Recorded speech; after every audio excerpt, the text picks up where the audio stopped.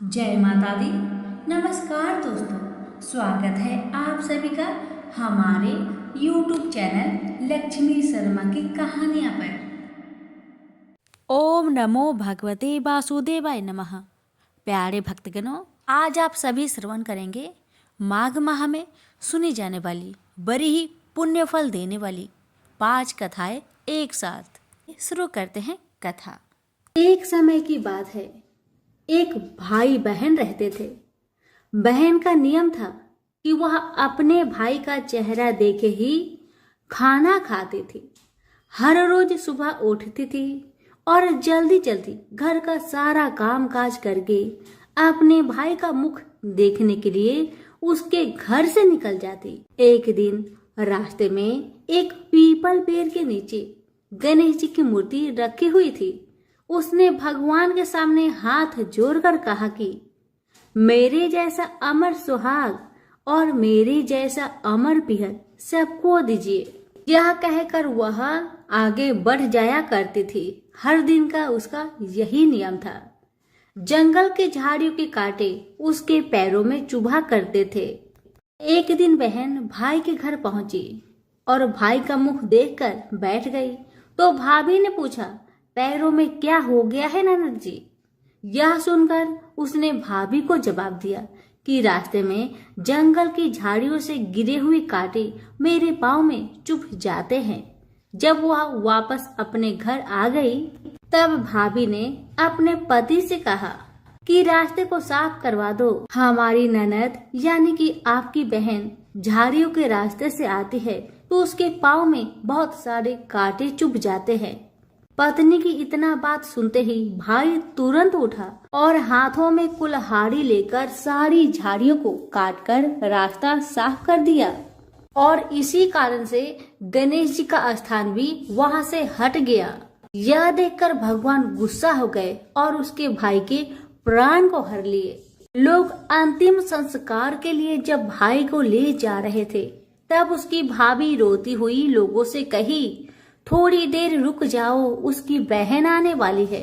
वह अपने भाई का मुख देखे बिना नहीं रह सकती।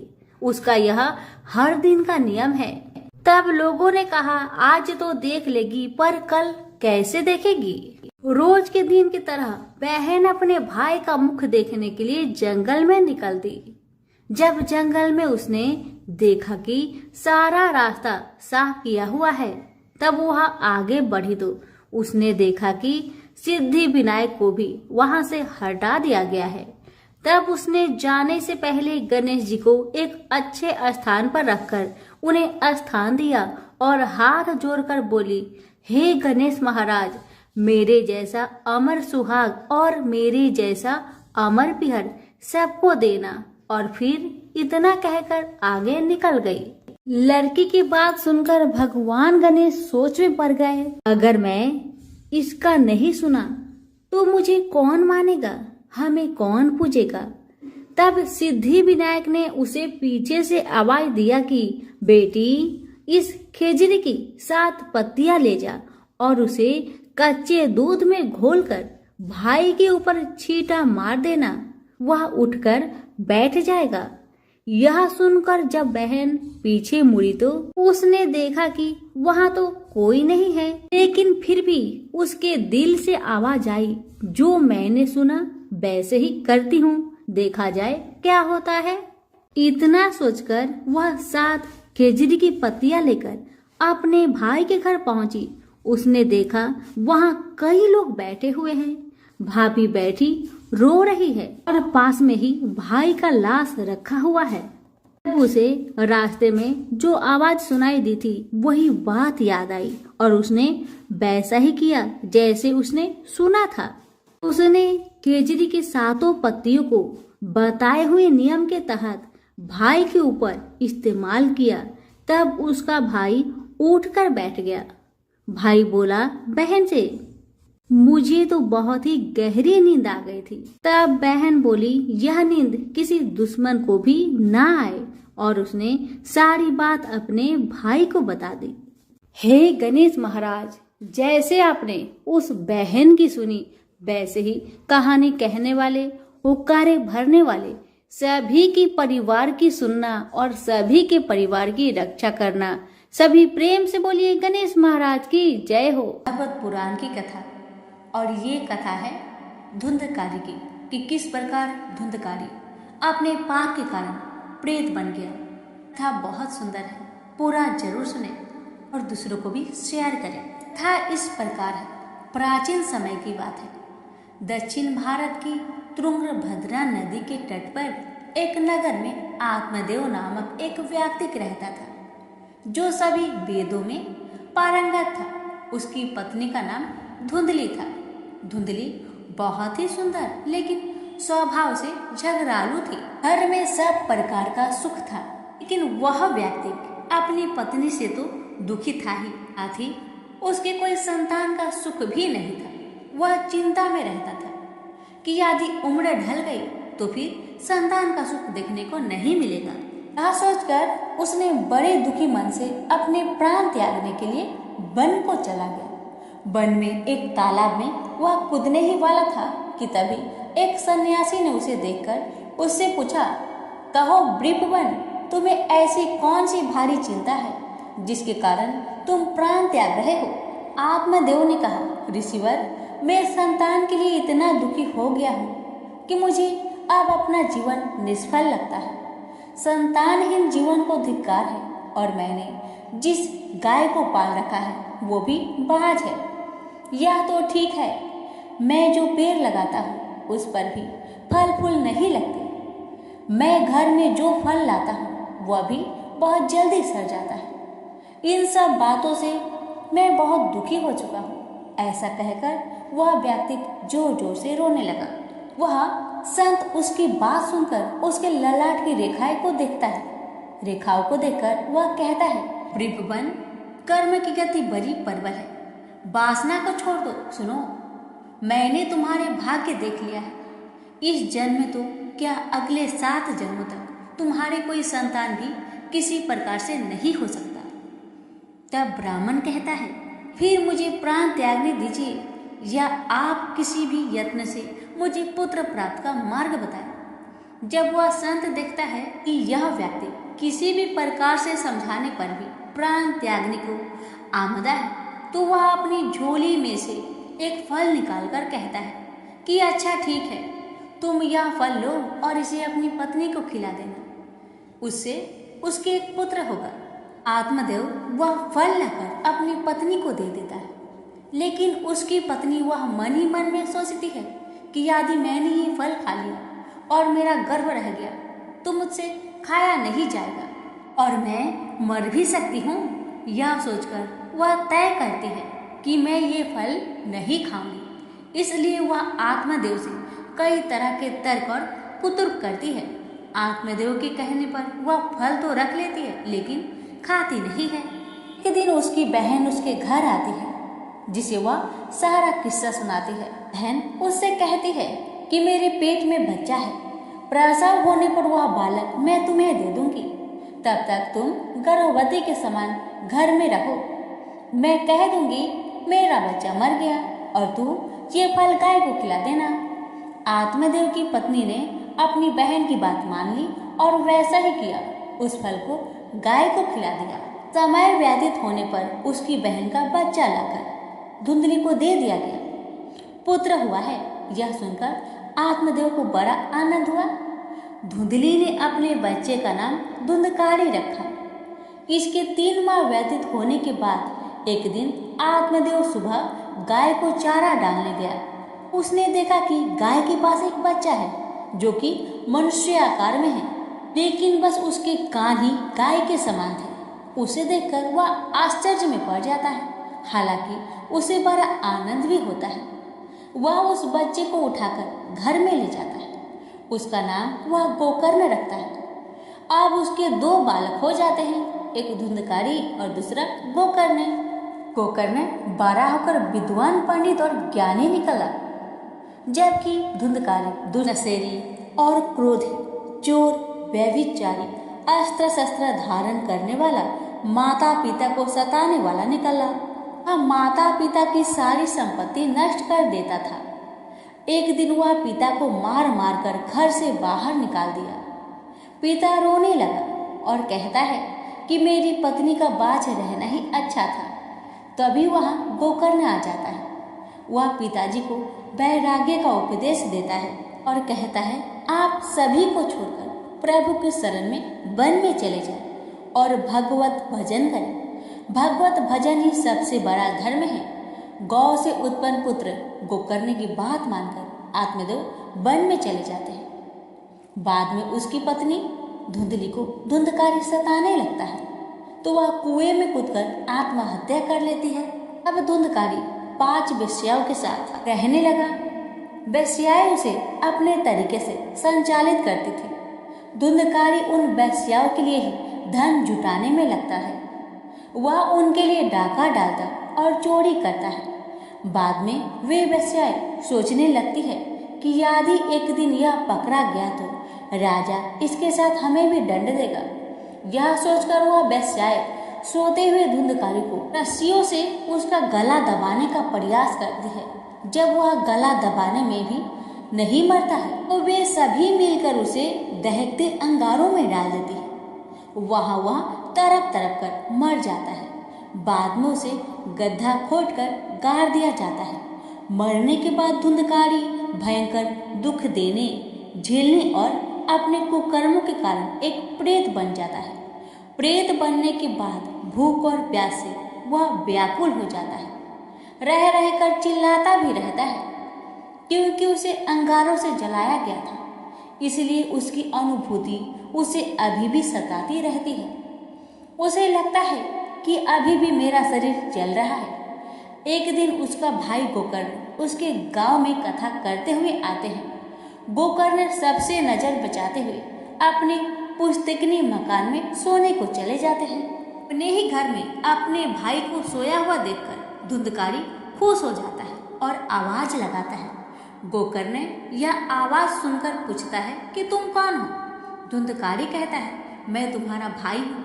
मेरे कुकर्म की गिनती नहीं की जा सकती। इसी से मैं प्रेत योनि में पड़ा हूँ। ये दुर्दशा भोग रहा हूँ। भाई, तुम दया करके मुझे इस योनि से छुड़ाओ। गोकर्ण कहता है कि मुझे बड़ा आश्चर्य हो रहा है। मैंने तुम्हारे लिए विधि पूर्वक गया जी में श्राद्ध किया, फिर भी तुम प्रेत योनि से मुक्त कैसे नहीं हुए? मैं कुछ और उपाय करता हूँ। कई उपाय करने के बाद भी जब कुछ नहीं होता है तो अंत में वह सूर्यदेव से पूछते हैं तो सूर्यदेव कहते हैं केवल श्रीमद् भागवत कथा सुनने से ही मुक्ति हो सकती है, इसलिए तुम सप्ताह पारायण करो। तब गोकर्ण ने व्यास गद्दी पर बैठकर कथा कहने लगे। देश गांव से बहुत लोग कथा सुनने आने लगे। इतनी भीड़ हो गई कि सब आश्चर्य करने लगे। तब वह प्रेत भी वहां आ पहुंचा। वह इधर उधर स्थान ढूंढने लगा। इतने में उसकी दृष्टि एक सीधे रखे हुए 7 गांठ वाली बांस पर पड़ी। वह वायु रूप से उसमें जाकर बैठ गया। तो शाम को कथा को विश्राम दिया गया तो एक बड़ी विचित्र बात हुई। सबके देखते देखते उस बांस की एक गांठ तर तर तर तर करती फट गई। इसी प्रकार 7 दिनों में 7 गांठें फट गई और 12 स्कंद सुनने से पवित्र होकर धुंधकारी एक दिव्य रूप धारण करके सामने खड़ा हो गया। उसने भाई को प्रणाम किया। तभी बैकुंठवासी पार्षदों के सहित एक विमान उतरा। सबके देखते ही देखते धुंधकारी विमान पर चढ़ गया। उन पार्षदों को देखकर उसने गोकर्ण से कहा, भगवान के प्रिय पार्षदों, यहाँ हमारे अनेक शुद्ध हृदय श्रोतागण हैं। उन सब के लिए एक साथ बहुत से विमान क्यों नहीं लाए? यहाँ सभी ने समान रूप से कथा सुनी है, फिर फल में इस प्रकार का भेद क्यों है? भगवान के पार्षदों ने कहा, इस फल भेद का कारण इसमें श्रवण का भेद है। श्रवण सबने समान रूप से ही किया, किंतु इसके जैसा मनन नहीं किया। इस प्रेत ने 7 दिन तक सुने हुए विषय का स्थिरचित से खूब मनन भी करता रहा। यह कहकर वे सब पार्षद बैकुंठ को चले गए। श्रावण माह में गोकर्ण ने फिर से उसी प्रकार सप्ताह क्रम से कथा कही। वहां भक्तों से भरे हुए विमानों के साथ भगवान प्रकट हो गए। उस गांव में कुत्ते और चंडाल प्रश्न जितने भी जीव थे सभी दिव्य देह धारण करके विमान पर चढ़ गए। भगवान उन सभी को योनि दुर्लभ गोलोक धाम में ले गए। प्रेम से बोलिए लक्ष्मी नारायण की जय, श्री कृष्ण भगवान की जय, राधा रानी की जय। अति प्राचीन काल की बात है। द्रविड़ देश में एक पांड्यवंशी राजा राज्य करते थे। उनका नाम था इंद्रधुम्न। वे भगवान की आराधना में ही अपना अधिक समय व्यतीत करते थे। यद्यपि उनके राज्य में सर्वत्र सुख शांति थी, प्रजा प्रत्येक रीति से संतुष्ट थी, तथापि राजा इंद्रधुम्न अपना समय राज्य कार्य में कम ही दे पाते थे। वे कहते थे कि भगवान विष्णु ही मेरे राज्य की व्यवस्था करते हैं, अतः वे अपने इष्ट परम प्रभु की उपासना में ही ददचित रहते थे। राजा इंद्रधुम्न के मन में आराधना की लालसा उत्तरोत्तर बढ़ती ही गई। इस कारण वे राज्य का त्याग कर मलय पर्वत पर रहने लगे। उनका भेष तपस्वियों जैसा था। सिर के बाल बढ़कर जटा के रूप में हो गए थे। वे निरंतर परम ब्रह्मा परमात्मा की आराधना में तल्लीन रहते थे। उनके मन और प्राण भी श्री हरि के चरण कमलों में मधुकर बने रहते। इसके अतिरिक्त उन्हें जगत की कोई वस्तु नहीं सुहाती। उन्हें राज्य, कोष, प्रजा तथा पत्नी आदि किसी प्राणी या पदार्थ की स्मृति ही नहीं होती थी। एक बार की बात है, राजा इंद्रधुम्न प्रतिदिन की भांति स्नान आदि से निवृत्त होकर सर्वसमर्थ प्रभु की उपासना में तल्लीन थे। उन्हें ब्रह्मा जगत का तनिक भी ध्यान नहीं था। संयोग बस उसी समय महर्षि अगस्त्य अपने समस्त शिष्यों के साथ वहां पहुंच गए, लेकिन न पाद्य न अर्घ्य और न स्वागत। मौन व्रती राजा इंद्रधुम्न परम प्रभु के ध्यान में निमग्न थे। इससे महर्षि अगस्त्य कुपित हो गए। उन्होंने इंद्रधुम्न को श्राप दिया, इस राजा ने गुरुजनों से शिक्षा नहीं ग्रहण की है और अभिमान बस परोपकार से निवृत्त होकर मनमानी कर रहा है। ब्राह्मणों का अपमान करने वाला यह राजा हाथी के समान जड़ बुद्धि है, इसलिए इसे घोर अज्ञानमयी हाथी की योनि प्राप्त हो। महर्षि अगस्त्य भगवत दंभ इंद्रधुम्न को यह श्राप देकर चले गए। राजा इंद्रधुम्न ने इसे श्री भगवान का मंगलमय विधान समझकर प्रभु के चरणों में सिर रख दिया।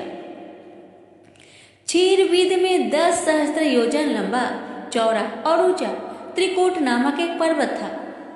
वहां पर वैद्य अत्यंत सुंदर एवं श्रेष्ठ था। उस पर्वतराज त्रिकूट की तराई में ऋतुमान नामक भगवान वरुण का कीड़ा कानन था। उसके चारों ओर दिव्य वृक्ष सुशोभित थे। वे वृक्ष सदा पुष्पों और फूलों से लदे रहते थे। उसी कीड़ा कानन ऋतुमान के समीप पर्वत श्रेष्ठ त्रिकूट के गहन वन में हथनियों के साथ एक अत्यंत शक्तिशाली और अमित पराक्रमी गजेंद्र रहता था। एक बार की बात है, गजेंद्र अपने साथियों सहित तृष्णाधिक्य से व्याकुल हो गया। वह कमल की गंध से सुगंधित वायु को सुनकर चिताक्षर विशाल सरोवर के तट पर जा पहुंचा। गजेंद्र ने उस सरोवर के निर्मल, शीतल और मीठे जल में प्रवेश किया। पहले तो उसने जल पीकर अपनी तृष्णा बुझाई, फिर जल में स्नान कर अपना श्रम दूर किया। तत्पश्चात उसने जल क्रीड़ा आरंभ कर दी। वह अपनी सूर में जल भरकर उसकी फुहारे से हाथनियों को स्नान कराने लगा। तभी अचानक गजेंद्र ने सूर उठाकर चित्कार की। पता नहीं किधर से एक मगर ने आकर उसका पैर पकड़ लिया था। गजेंद्र ने अपना पैर छुड़ाने के लिए पूरी शक्ति लगाई, परंतु उसका बस नहीं चला, पैर नहीं छूटा। अपने स्वामी गजेंद्र को ग्रहग्रस्त देखकर हथनियां, कला और अन्य गज अत्यंत व्याकुल हो गए। वे सूर उठाकर चिघाड़ने और गजेंद्र को बचाने के लिए सरोवर के भीतर बाहर दौड़ने लगे। उन्होंने पूरी चेष्टा की लेकिन सफल नहीं हुए। वस्तुतः महर्षि अगस्त्य के श्राप से राजा इंद्रधुम्न ही गजेंद्र हो गए थे और गंधर्व श्रेष्ठ हुहु महर्षि देवल के श्राप से ग्राह हो गए थे। वे भी अत्यंत पराक्रमी थे। संघर्ष चलता रहा। गजेंद्र स्वयं को बाहर खींचता और ग्राह गजेंद्र को भीतर खींच ले जाता। सरोवर का निर्मल जल कंदला हो गया था। कमल दल छत बिछत हो गए। जल जंतु व्याकुल हो उठे। गजेंद्र और ग्राह का संघर्ष 1 सहस्त्र वर्ष तक चलता रहा। दोनों जीवित रहे। यह दृश्य देखकर देवगण चकित हो गए। अंततः गजेंद्र का शरीर शिथिल हो गया। उसके शरीर में शक्ति और मन में उत्साह नहीं रहा, परंतु जलचर होने के कारण ग्राह की शक्ति में कोई कमी नहीं आई। उसकी शक्ति बढ़ गई। वह नवीन उत्साह से अधिक शक्ति लगाकर गजेंद्र को खींचने लगा। असमर्थ गजेंद्र के प्राण संकट में पड़ गए। उसकी शक्ति और पराक्रम का अहंकार चूर चूर हो गया। वह पूर्णतया निराश हो गया, किंतु पूर्व जन्म के निरंतर भागवत आराधना के फलस्वरूप उसे भागवत स्मृति हो आई। उसने निश्चय किया कि मैं कराल काल के भय से चराचर प्राणियों के शरण सर्वसमर्थ प्रभु की शरण ग्रहण करता हूँ। इस निश्चय के साथ गजेंद्र मन को एकाग्र कर पूर्व जन्म में सीखे श्रेष्ठ स्रोत द्वारा परम प्रभु की स्तुति करने लगा। गजेंद्र की स्तुति सुनकर सर्वात्मा सर्वदेव रूप भगवान विष्णु प्रकट हो गए। गजेंद्र को पीड़ित देखकर भगवान विष्णु गरुड़ पर आरूढ़ होकर अत्यंत शीघ्रता से उक्त सरोवर के तट पर पहुंचे। जब जीवन से निराशा तथा पीड़ा से छटपटाते गजेंद्र ने हाथ में चक्र लिए गरुड़ारूढ़ भगवान विष्णु को तीव्रता से अपनी ओर आते देखा। उसने कमल का एक सुंदर पुष्प अपनी सूर में लेकर ऊपर उठाया और बड़े कष्ट से उसने कहा, नारायण जगत गुरु भगवान, आपको नमस्कार है। गजेंद्र को अत्यंत पीड़ित देखकर भगवान विष्णु गरुड़ की पीठ से कूद पड़े और गजेंद्र के साथ ग्राह को भी सरोवर से बाहर खींच लाए और तुरंत अपने तीक्ष्ण चक्र से ग्राह का मुख फाड़कर गजेंद्र को मुक्त कर दिया। ब्रह्मा आदि देवगण श्री हरि की प्रशंसा करते हुए उनके ऊपर स्वर्ग सुमनों की वृष्टि करने लगे। सिद्ध और ऋषि महर्षि परम ब्रह्मा भगवान विष्णु का गुणगान करने लगे। ग्राह दिव्य शरीरधारी हो गया। उसने विष्णु के चरणों में सिर रखकर प्रणाम किया और भगवान विष्णु के गुणों की प्रशंसा करने लगा। भगवान विष्णु के मंगलमयी वरद हस्त के स्पर्श से पाप मुक्त होकर अभिशप्त हुहु गंधर्व ने प्रभु की परिक्रमा की और उनके त्रिलोक्य बंदित चरण कमलों में प्रणाम कर अपने लोक को चला गया। भगवान विष्णु ने गजेंद्र का उद्धार कर उसे अपना पार्षद बना लिया। गंधर्व सिद्ध और देवगण उनकी लीला का गान करने लगे। गजेंद्र की स्तुति से प्रसन्न होकर भगवान विष्णु ने सबके समक्ष कहा, प्यारे गजेंद्र, जो लोग ब्रह्म मुहूर्त में उठकर तुम्हारी की हुई स्तुति से मेरा स्तवन करेंगे, उन्हें मैं मृत्यु के समय निर्मल बुद्धि का दान करूंगा। यह कहकर भगवान विष्णु ने पार्षद रूप में गजेंद्र को साथ लिया और गरुड़ारूढ़ होकर अपने दिव्य धाम को चले गए। तो प्रेम से बोलिए लक्ष्मी नारायण की जय। एक समय दाल भव्य ऋषि ने पुलसत्य ऋषि से पूछा कि हे महाराज, पृथ्वी लोक में मनुष्य ब्रह्म हत्या आदि महान पाप करते हैं, पराये धन की चोरी तथा दूसरे की उन्नति देखकर ईर्ष्या करते हैं, साथ ही अनेक प्रकार के व्यसनों में फंसे रहते हैं, फिर भी उनको नरक प्राप्त नहीं होता। इसका क्या कारण है? वे ना जाने कौन सा दान पुण्य करते हैं जिससे उनके पाप नष्ट हो जाते हैं। यह सब कृपा पूर्वक आप कहिए। पुलसत्य मुनि कहने लगे कि हे महाभाग, आपने मुझसे अत्यंत गंभीर प्रश्न पूछा है। इससे संसार के जीवों का अत्यंत भला होगा। इस भेद को ब्रह्मा, विष्णु, रुद्र तथा इंद्र आदि भी नहीं जानते, परंतु मैं आपको यह गुप्त तत्व अवश्य बताऊंगा। उन्होंने कहा कि माघ मास लगते ही मनुष्य को स्नान आदि करके शुद्ध रहना चाहिए। इंद्रियों को बस में कर काम, क्रोध, लोभ, मोह, ईर्ष्या तथा देश आदि का त्याग कर भगवान का स्मरण करना चाहिए। पुष्य नक्षत्र में गोबर, कपास, तिल मिलाकर उनके कंडे बनाना चाहिए। उन कंडों से 108 बार हवन करना चाहिए।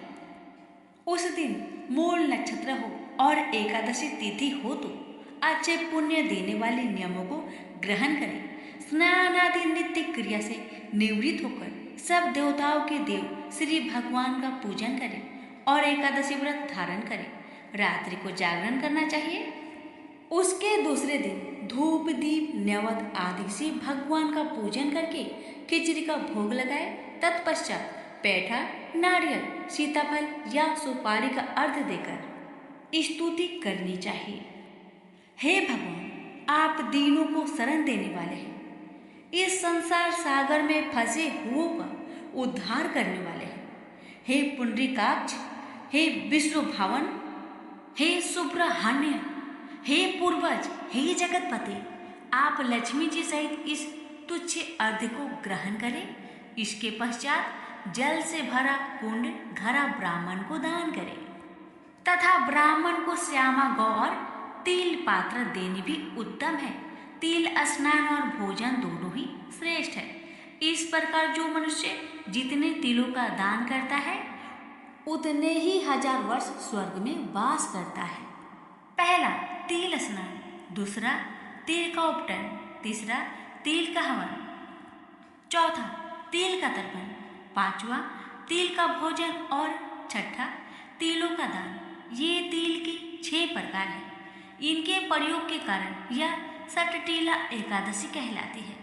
इस व्रत के करने से अनेक प्रकार के पाप नष्ट हो जाते हैं। इतना कहकर पुलस्त्य ऋषि कहने लगे कि अब मैं तुझसे इस एकादशी की कथा कहता हूँ। एक समय नारद जी ने भगवान श्री विष्णु से यही प्रश्न किया था और भगवान ने जो सटटीला एकादशी का महात्म्य नारद जी से कहा सो मैं तुमसे कहता हूँ। भगवान ने नारद जी से कहा कि हे नारद, मैं तुमसे सत्य घटना कहूँगा, ध्यान पूर्वक सुनो। प्राचीन काल में मृत्युलोक में एक ब्राह्मणी रहती थी। वह सदैव व्रत किया करती थी।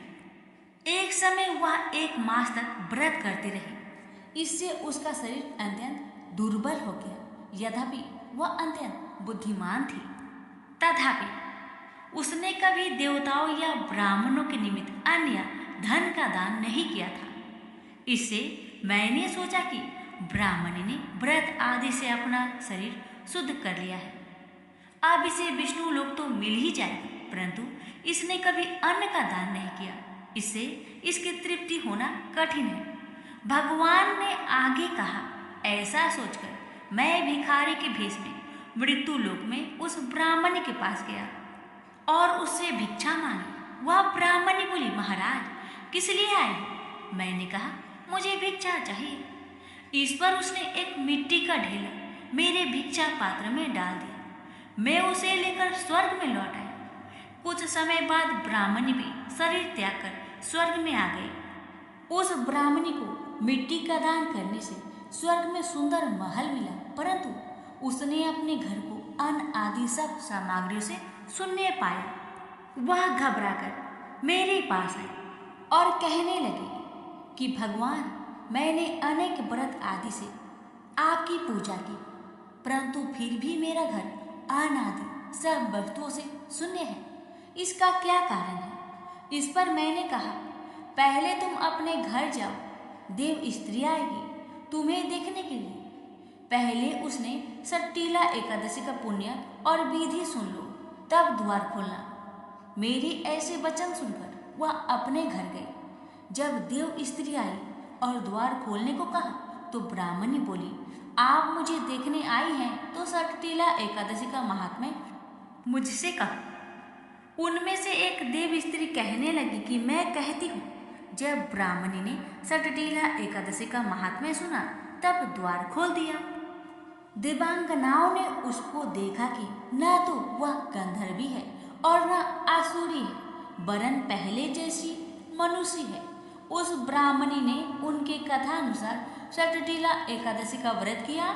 इसके प्रभाव से वह सुंदर और रूपवती हो गई तथा उसका घर अनादि समस्त सामग्रियों से युक्त हो गया।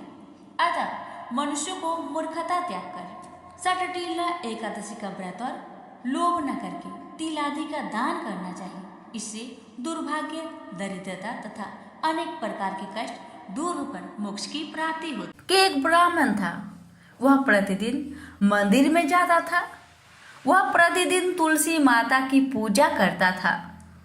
वह तुलसी माता से प्रतिदिन प्रार्थना करता था कि हे तुलसी महारानी, मेरे आनंद करना।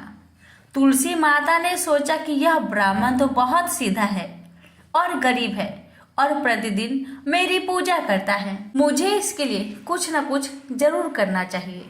तो तुलसी महारानी एक कन्या का रूप बनाकर बैठ गई और उस ब्राह्मण से बोली कि ब्राह्मण, मैं भी तेरे घर आना चाहती हूँ। ब्राह्मण ने सोचा कि 6 लड़कियां तो मेरे घर पहले से ही है और 7 लड़कियां का मैं कैसे पालन पोषण करूंगा, लड़कियां की शादी में कैसे कराऊंगा, मेरे पास तो कुछ ऐसा भी नहीं है।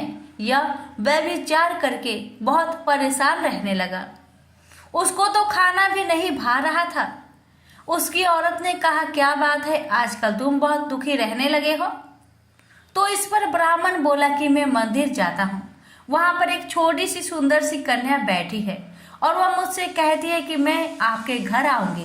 ब्राह्मण की पत्नी बोली, अरे इसमें परेशान होने की क्या बात है, आ रही है तो आ जाने दो। ब्राह्मण बोला कि पहले से अपनी 6 लड़कियां तो है ही, उनकी भी अपनी शादी को करवानी है। तो इस पर ब्राह्मणी बोली कि अरे ये तो कोई बात नहीं है, अपनी 6 लड़कियों की शादी करवाएंगे, वैसे 7वीं की भी करवा देना। अगले दिन जब ब्राह्मण वह मंदिर गया तो वह छोटी कन्या ने पूछा, ब्राह्मण मैं आपके घर आऊं? तो ब्राह्मण बोला, हाँ चल बेटा चल। कन्या को ब्राह्मण घर लेके चला आया। तुलसी माता के कन्या रूप में ब्राह्मण के घर आने से ब्राह्मण घर बहुत आनंद हो गया। घर में लक्ष्मी की बारिश हो गई। जब ब्राह्मण 7 कन्याओं की शादी के लिए वर ढूंढने जाने लगा तो उस छोटी सी कन्या ने कहा कि मेरे तो शालिग्राम जी के मंदिर में जाकर शालिग्राम जी को बोलना कि बारात लेकर आए और मेरी 6 बहनों के तुम्हारे इच्छा से वर ढूंढ लेना। तुलसी महारानी की मेहरबानी से उसके तो सब जेवर, कपड़ा, खाना सब तैयार हो गया और अच्छी धूमधाम से उनकी शादी हो गई और उस ब्राह्मण पर तुलसी माता टुटमान हो गई। हे तुलसी माता, जैसे आप ब्राह्मण पे टुटमान हुए वैसे हम पर भी होना और जैसा आनंद ब्राह्मण के करा वैसा हम सबके करना। प्रेम से बोलिए तुलसी महारानी की जय। बहुत समय पहले की बात है, किसी गांव में एक कन्या रहती थी। जब वह थोड़ी सी बड़ी हुई और उसको समझ आने लगा तब से ही वह तुलसी माता का पूजन करने लगी। उसके प्रतिदिन का नियम था कि तुलसी माता जी का पूजन करने के बाद ही खाना खाती थी। जब वह कन्या शादी के लायक हुई तब उसके माता पिता ने उसकी शादी करवा दी। कन्या को उसके माता पिता ने दहेज में भी एक तुलसी का गमला दिया था, क्योंकि माता पिता तो जानते हैं मेरी कन्या बिना तुलसी पूजन के भोजन नहीं करती। इसी कारण उन्होंने कन्या को तुलसी का गमला दे दिया। कन्या पहुंची ससुराल। वहां पर वह प्रतिदिन सवेरे ही उठती, पूजा करती और उसके बाद ही खाना खाने बैठती थी। उस कन्या की 2 जेठानियां थी। वो दोनों उसका मजाक उड़ाती थी कि बड़े नियम धर्म वाली बनती है। उन दोनों को उससे बहुत ईर्ष्या जलन होती थी, इसलिए वो दोनों तुलसी जी का गमला छुपा देती थी। वह कन्या बड़ी मुश्किल से गमला ढूंढ कर लाती और उनका अच्छे से पूजा पाठ करती और फिर भोजन करती थी। एक दिन की बात है, दोनों जेठानी देवरानी ने मिलकर क्या किया कि तुलसी के गमला को घर से बाहर ही फेंक दिया। कन्या बेचारी तुलसी गमला बहुत खोजी मगर तुलसी गमला मिला ही नहीं। बेचारी बहुत परेशान हो गई। उस दिन तो उसने खाना भी नहीं खाया क्योंकि उसका नियम जो था तुलसी पूजन के बाद ही वह भोजन करती थी। कन्या की सच्ची भक्ति और श्रद्धा देखकर माँ तुलसी प्रसन्न हो गई और उसके कमरे में तुलसी का गमला अपने आप ही प्रकट हो गया। अगले दिन सुबह जब कन्या उठी तो क्या देखती है कि उसके कमरे में एक तुलसी का गमला अपने आप ही प्रकट हुआ है। यह देखकर कन्या तो प्रसन्न हो गई, तुलसी माता की जय जयकार करने लगी, उनको धन्यवाद करने लगी कि अब मुझे कोई भी दिक्कत नहीं होगा। अब तो मैं हर रोज इसी कमरे में आकर माँ की पूजा पाठ अच्छा से करूंगी और मेरी तुलसी का गमला तो अब कोई चुरा भी नहीं सकेगा। अब तो कन्या रोज सुबह जल्दी उठती और स्नान करके माता रानी तुलसी महारानी का पूजन कर लेती और उसके बाद ही खाना खाने बैठ जाती। तो एक दिन की बात है जब वह कन्या तुलसी माता का पूजन करके खाना खाने बैठी तो जेठानियां मजाक उड़ाने लगी कि देवरानी का तो नियम धर्म पूरा हो गया। उससे पूछती है कि क्या तुमने तुलसी पूजन कर ली है? तो देवरानी धीरे से बोलती है, हाँ मैंने कर लिया। जेठानी बोलती है, कहाँ से कर ली पूजा? गमला तो हमने बहुत दूर फेंकवा दिया था। तो देवरानी कहती है, आप लोगों को विश्वास नहीं है तो जाइए मेरे कमरे में जाकर देख लीजिए। जब दोनों जेठानियां उस कन्या के कमरे में जाती है, वहाँ पर बहुत सुंदर माँ तुलसी का गमला को पाती है।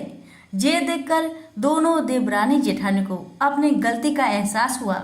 उन्होंने माँ तुलसी से क्षमा याचना की और अपनी देवरानी से भी क्षमा याचना की।